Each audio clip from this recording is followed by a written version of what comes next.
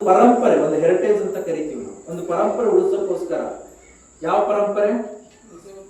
ಶರಣ ಪರಂಪರೆ, ಬಸವ ಪರಂಪರೆ ಉಳಿಸೋಕ್ಕೋಸ್ಕರ ತಮ್ಮ ಜೀವನವನ್ನು ಶ್ರೀಗಂಧದಂತೆ ಸಲ್ಲಿಸಿರ್ತಕ್ಕಂಥ ಮಹಾಚೇತನಕ್ಕೆ ಒಂದು ಬಾರಿ ಜೋರಾದ ಚಪ್ಪಾಳೆಯೊಂದಿಗೆ ನಾವು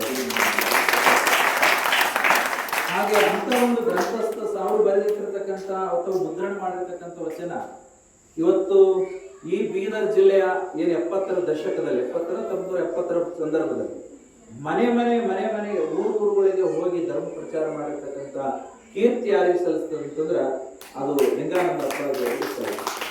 ಇವತ್ತು ಬಸವಪ್ರಭು ಸ್ವಾಮಿಯವರು ಇಲ್ಲಿ ಬಂದು ಕೂಡಬೇಕು ಅಂತ ಈ ಕಲ್ಯಾಣ ನಗರದಲ್ಲಿ ಒಂದು ಸ್ವಲ್ಪ ಕೆಲಸ ಮಾಡ್ಬೇಕಾಯ್ತದ್ರ ಕಾರಣ ಯಾರು ಅಂತಂದ್ರೆ ಲಿಂಗಾನಂದ ಅಪ್ಪಾಜಿ. ಯಾಕೆ ಅಂದ್ರೆ ನಮ್ಮ ತಂದೆಯವರು ಕಂಪ್ಲಿ ಅಂತಕ್ಕಂಥ ಊರಿನಲ್ಲಿ ಲಿಂಗಾನಂದ ಸ್ವಾಮೀಜಿಯವರು ಪ್ರವಚನ ಮಾಡ್ಬೇಕಾದ್ರೆ ಆ ಸಂದರ್ಭದಲ್ಲಿ ನಾವು ನೋಡಿದ್ವಿ.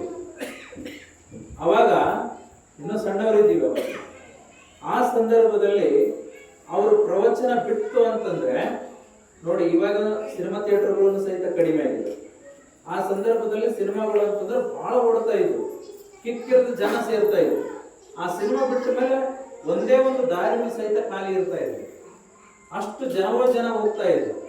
ಹಾಗೆ ಒಬ್ಬ ಲಿಂಗಾನಂದ ಸ್ವಾಮೀಜಿಯವರು ಧರ್ಮದ ಬಗ್ಗೆ, ಸಮಾನತೆ ಬಗ್ಗೆ, ನೀತಿ ಬಗ್ಗೆ, ಕೃಷಿ ಬಗ್ಗೆ ಅಥವಾ ಮಾನವೀಯತೆ ಕಳಕಳಿ ಬಗ್ಗೆ ಪ್ರವಚನ ಮಾಡ್ಬೇಕಾದ್ರ ಸಿನಿಮಾ ಥಿಯೇಟರ್ಗಳೇ ಬಂದಾಗ್ತಾ ಇದ್ರು ಅಂತ. ಸಿನಿಮಾ ಥಿಯೇಟರ್ಗೆ ಹೋಗುವಂತ ಜನ ಪ್ರವಚನಕ್ಕೆ ಬಂದು ಪ್ರವಚನ ಬಿಟ್ಟಾಗ ಸೈಕಲ್ ತಲೆ ಮೇಲೆ ಹೊತ್ಕೊಂಡು ಹೋಗ್ತಾ ಇದ್ರಂತೆ ಜನ, ಅಷ್ಟು ಜನ. ಸೊ ಆ ರೀತಿಯಾಗಿರ್ತಕ್ಕಂಥ ಒಂದು ಪ್ರವಚನದ ಪ್ರಭಾವವನ್ನ ಪುರಾಣಗಳಿದ್ದಂತ ಕಾಲದಲ್ಲಿ, ಕೀರ್ತನೆ ಇದ್ದಂತ ಕಾಲದಲ್ಲಿ ಅವೆಲ್ಲ ಇನ್ನೇನು ಮಟಕ್ಕೊಳ್ತಕ್ಕಂಥ ಒಂದು ಸಂದರ್ಭದಲ್ಲಿ ಪ್ರವಚನ ಅಂತಕ್ಕಂಥ ಒಂದು ಶಬ್ದವನ್ನ ಇಟ್ಟುಕೊಂಡು ಇವತ್ತು ನಾಡಿನಲ್ಲಿ ಒಬ್ಬರಲ್ಲ ಇಬ್ಬರಲ್ಲ ಲಕ್ಷಾಂತರ ಜನ ಭಕ್ತರನ್ನ ತಯಾರು ಮಾಡಿರ್ತಕ್ಕಂಥ ಮಹಾಚೇತನ ಯಾರಾದ್ರೂ ಇದ್ರೆ ಅದು ಲಿಂಗಾನಂದ. ನಾವು ಒಬ್ಬರಾಗಿ ನೋಡಿ, 900 ವರ್ಷಗಳಿಂದ ಇಲ್ಲಿವರೆಗೆ ಇವತ್ತೇನು ಸ್ವಾಮಿಗಳು ಮಾತಾಡ್ತಾರಲ್ಲ, ಅವ್ರಿಗೆ ಇಲ್ಲಿಂದ ನಾನು ಉತ್ತರ ಕೊಡಲಿಕ್ಕೆ ಇಷ್ಟಪಡ್ತೀನಿ. ಏನು ಪಂಚಾಚಾರ್ಯ ಸ್ವಾಮಿಗಳು ಮಾತಾಡ್ತಾ ಇದಾರಲ್ಲ, ಇವತ್ತು ಬಸವಣ್ಣವ್ರ ಬಗ್ಗೆ ನಾವು ಕಾರ್ಯಕ್ರಮ ಮಾಡ್ತೀವಿ ಅಂತ ಹೇಳ್ತಾರ. ಬಸವಣ್ಣವರು ಅಂತಂದ್ರೆ ನಮಗೆ ಸನಾತನ ಧರ್ಮದ ಒಂದು ಸುಧಾರಕರು ಅಂತ ಹೇಳ್ಕೊಂಡು ಹೊರಟಾಗ, ವೀರಶೈವ ಲಿಂಗಾಯತ ಧರ್ಮ ಪುನರುತ್ಥಾನಕರು ಅಂತ ಹೇಳ್ಕೊಂಡು ಹೊರಟಾರೆ ಈ ಸ್ವಾಮಿಗಳು. ಇವತ್ತು ಬಸವಣ್ಣವ್ರ ಬಗ್ಗೆ ಅಭಿಮಾನ ಹುಟ್ಟಿದೆ ಇವರಿಗೆ. ಬಸವಣ್ಣನವರು ಮಾಡಿರ್ತಕ್ಕಂಥ ಸಮಾನತೆಯ ಸಂದೇಶ ಒಂದೇ ಒಂದು ಸಮಾನತೆಯ ಸಂದೇಶವನ್ನ ಅವ್ರೇನಾದ್ರು ಅಳವಡಿಸ್ಕೊಂಡಿದ್ರೆ ಅವ್ರ ಮಠದಲ್ಲಿ ನಾನು ಕಾವಿ ಬಿಟ್ಟು ತಿಳಿಸ್ಲಿಕ್ಕೆ ಇದ್ದೀನಿ.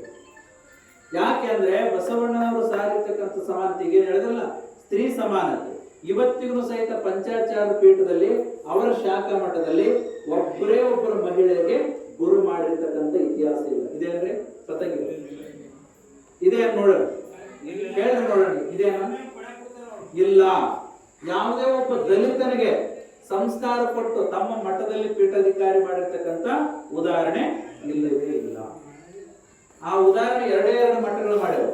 ಒಂದು ಲಿಂಗಾನಂದ ಅಪ್ಪಾಜಿಯವರು, ಮತ್ತೊಂದು ಇಳಕಲ್ ಮಹಾಸ್ವಾಮಿಗಳು. ಇಳಕಲ್ ಮಹಾಸ್ವಾಮಿಗಳು ದಲಿತರಿಗೆ ಸಂಸ್ಕಾರ ಕೊಟ್ಟು ತಮ್ಮ 8 ಶಾಖಾ ಮಠಗಳಿಗೆ ಅವರು ಸ್ವಾಮಿಗಳನ್ನಾಗಿ ಮಾಡಿ ಸಮಾನತೆಯನ್ನು ಸಾರಿದ್ದಾರೆ.